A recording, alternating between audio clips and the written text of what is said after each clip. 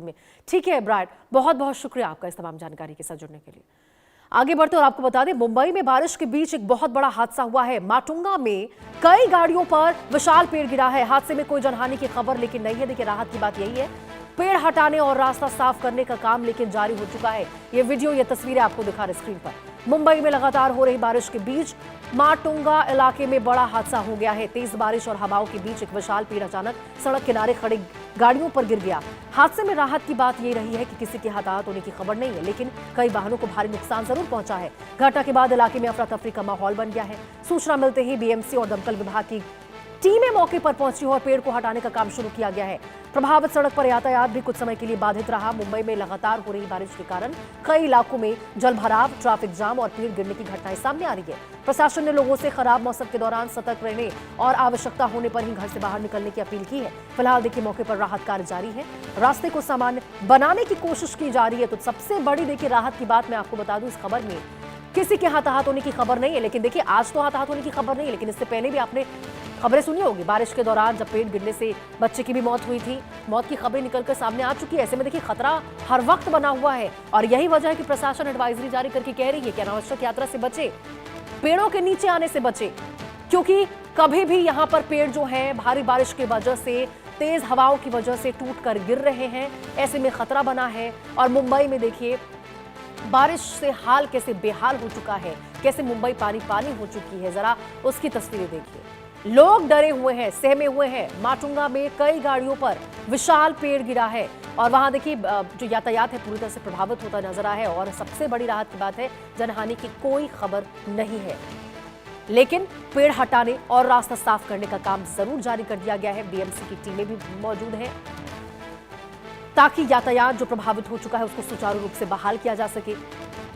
और देखिए, इससे पहले भी मुंबई में बारिश के वजह से ये जो पेड़ की वजह से हादसे की खबरें हैं लगातार निकलकर सामने आ रही है।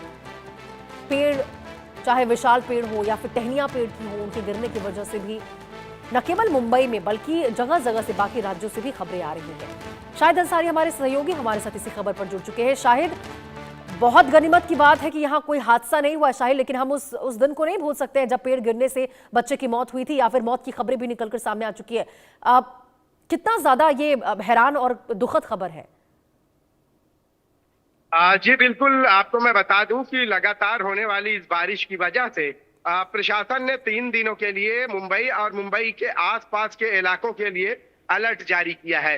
अभी हल्का बूंदाबांदी है, लेकिन आपको मैं बता दूं कि हालात अभी भी कोई बहुत बेहतर नहीं है।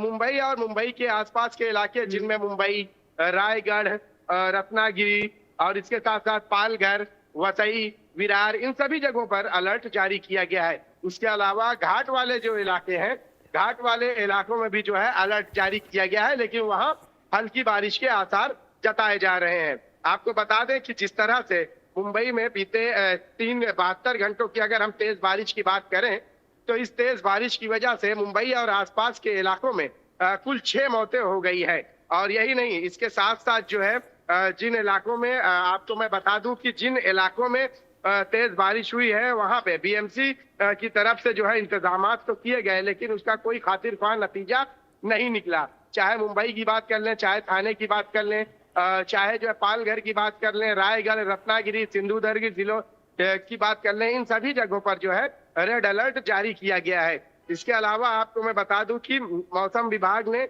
आने वाले 72 घंटों के लिए भी अलर्ट जारी किया है और कहा है कि गैर जरूरी तरीके से आप घर से बाहर ना निकले।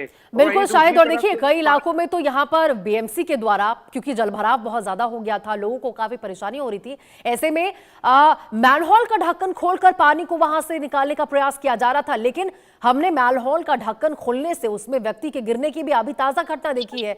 ऐसे में बीएमसी क्या मैनहोल का ढक्कन खोल देती है और उसके बाद उसको बंद करना भूल जाती है क्या? ऐसे में तो फिर हादसे का शिकार हो सकते हैं लोग।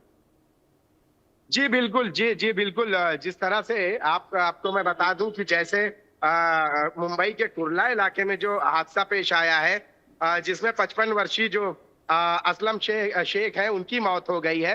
उनकी मौत होने की वजह से वजह उसकी यही बताई जा रही है कि जिस तरह से जो गटर का ढक्कन खोला गया था सफाई के लिए, पानी निकासी के लिए, उसे जो है बंद करना भूल गए थे, या उसे बंद नहीं किया गया, जिसकी वजह से ये हादसा पेश आया। 55 वर्षीय असलम शेख की मौत हुई है। इसके अलावा मुंबई और मुंबई से सटे इलाकों में कुल 6 मौतें हुई है, जिनमें पेड़ गिरने से लेकर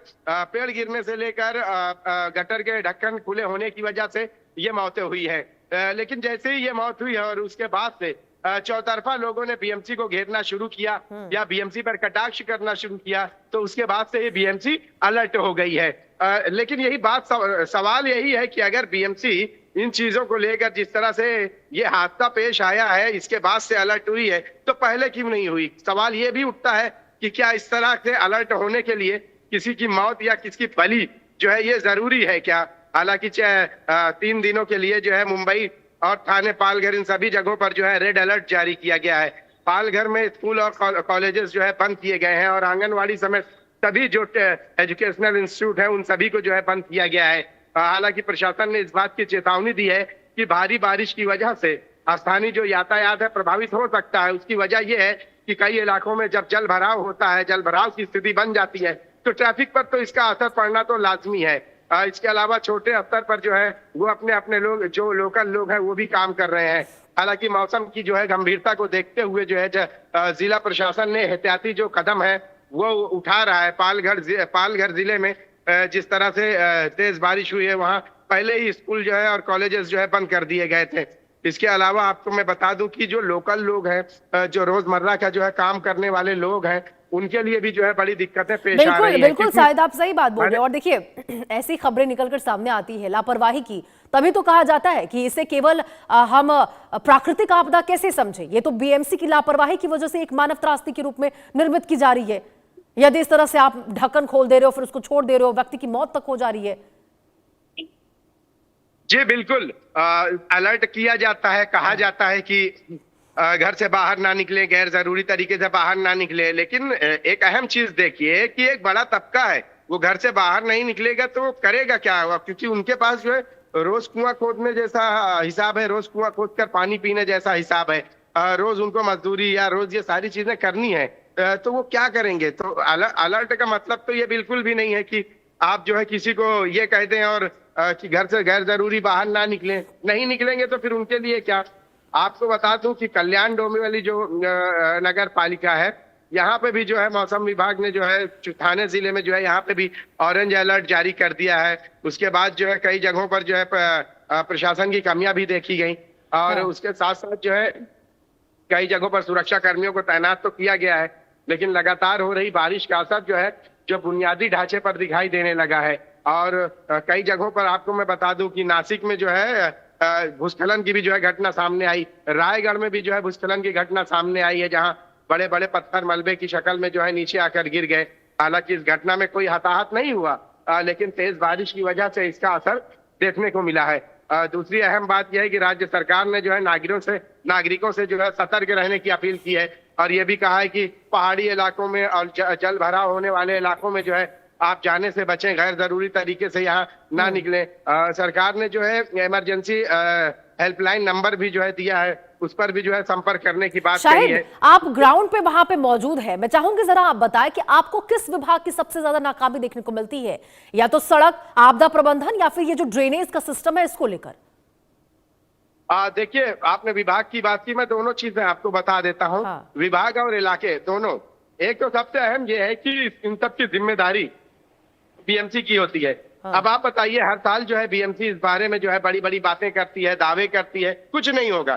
13 दिन इस बार लेट हुआ है, उसके बाद भी जो है बीएमसी के पास समय होते हुए भी बीएमसी वो सब कुछ करने में नाकाम साबित हुई। हालांकि 13 दिन का अगर समय मिलता, तो 13 दिन का समय मिला था, तो संभव है कि बीएमसी जो है इस तैयारी को अगर करती तो शायद मुंबई और आसपास के इलाकों में जो 6 लोगों की मौतें हुई हैं वो नहीं होती। लेकिन वजह यही है कि कथनी और करनी दोनों में बहुत ज्यादा फर्क देखने को मिला है। मैं कुछ हेल्पलाइन नंबर है जो दर्शकों के लिए मैं बता देता हूं कि अगर कुछ दिक्कतें पेश आए तो आप जो है यहाँ पे कॉल करें, ताकि जो है उसका जो है किसी भी मुश्किल घड़ी में जो है ये भी देखा जाए कि आपके पास लोग पहुंच रहे हैं या नहीं। बीएमसी ने जो है जो नंबर, हेल्पलाइन नंबर जारी किया है वो 1916 है, जबकि पालघर जिले में जो है मैं बीएमसी का फिर से जो है एक बार बोल देता हूँ, बीएमसी का जो हेल्पलाइन नंबर है वो 1916 है, इसके अलावा पालघर जिले के जो हेल्पलाइन नंबर है, इसे ध्यान से सुन ले, 02525,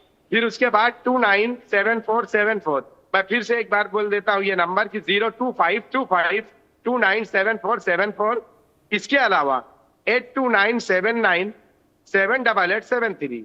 फिर से एक बार मैं ये बोल देता हूँ कि 8237978873। ये बिल्कुल शायद। तो देखिए हमारे दर्शकों को मैं भी कहना चाहूंगी कि हमारे सहयोगी ने आपको हेल्पलाइन नंबर बताई है, आप नोट कर ले। और देखिए शायद करोड़ों रुपए यहाँ पर मानसून के तहत कागजों में दर्ज होते हैं, मानसून को लेकर तैयारियों में लगते हैं, लेकिन जमीनी स्तर पर जलभराव के कारण हो जाए या फिर पेड़ गिरने की वजह से हो जाए, मैनहोल की वजह से हो जाए, लोगों की मौतें हो रही है। केवल जमीन पर नहीं, कब देखने को मिलेगा ये सब जो कागजों में रहते हैं, देखना होगा। ठीक है शाहिद, बहुत बहुत शुक्रिया आपका इस तमाम जानकारी के साथ जुड़ने के लिए। और इसी के साथ खबरों का सिलसिला लगातार जारी रहेगा। फिलहाल रुकते एक छोटे से ब्रेक के लिए। नियत सच्ची होवे तब पूरी कायनात